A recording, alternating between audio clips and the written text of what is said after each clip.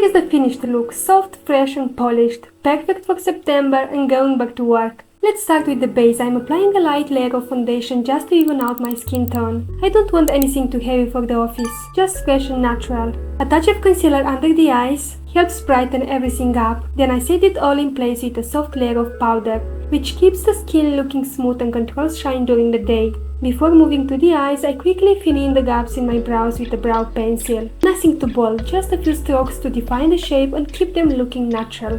Now onto the eyes. I'm taking a soft pink liquid eyeshadow and applying it all over the lid, blending out the edges for a seamless transition. This shade is perfect for a fresh, awake look that's still subtle enough for work. To keep it long-lasting, I set it with a matching matte pink eyeshadow, blending it through the crease for extra definition. I sweep the same shade along the lower lash line to tie the whole look together. For a smooth transition up to the brow bone, I'm adding a matte ivory shadow. It softens everything and makes the blend look effortless.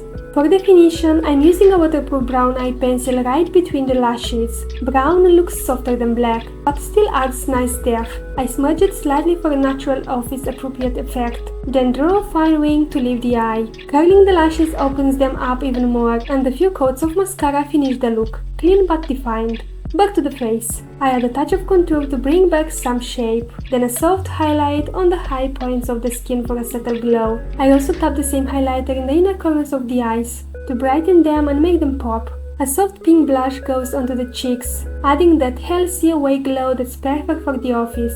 And for the lips, I'm keeping it simple with a soft pink radiant lipstick, polished but not too heavy. To make sure everything stays in place through a busy workday, I finish with a setting spray.